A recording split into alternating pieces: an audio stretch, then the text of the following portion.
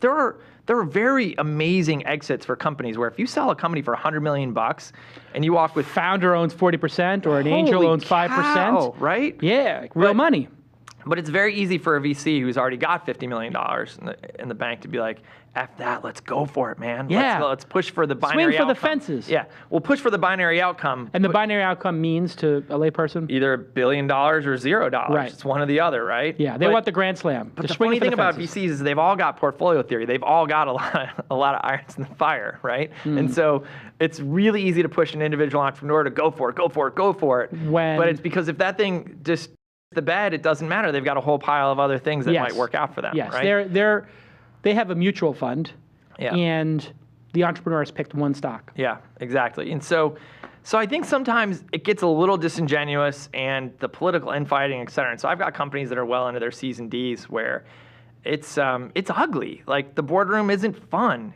There's early investors fighting with later investors, fighting with founders, fighting with new managerial CEOs. Like it can get VCs nasty. get away with this nonsense now? Because it feels like entrepreneurs and founders are getting so empowered that your reputation matters. So, if you piss off an Ev Williams now or a Travis Kalanick, you're not going to get that opportunity when they do the next company.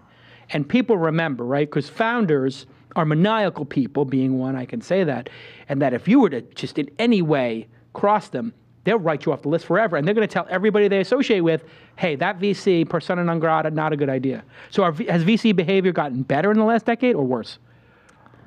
It's gotten better, but it's still pretty ugly. And here's the thing. What you just said,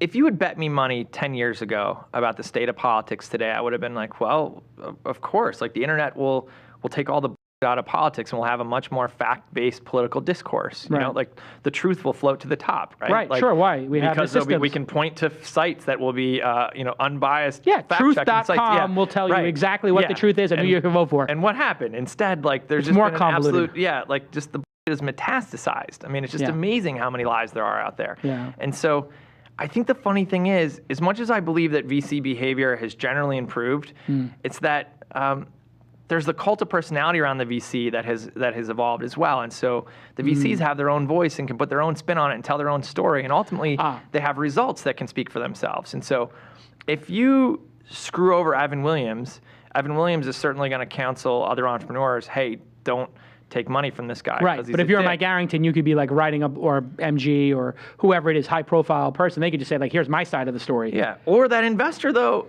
they still get the Twitter logo on their site. They have a bunch of other companies. They've got a great return. So it doesn't They look matter. like they've got the Midas touch, and they're like, maybe I'll suck it up to work with so-and-so if they're in.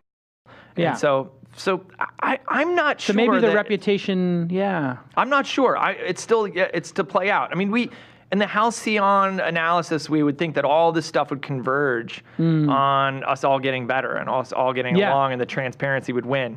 I'm not sure it happens because I see investors doing really awful still. And they still get rewarded by getting to invest in great companies. They do. And I think a lot of that is like founders, believe that the brand of the investor helps the visibility of their company. There's a cycle. I mean, so they're willing to make some trade-offs. Yeah,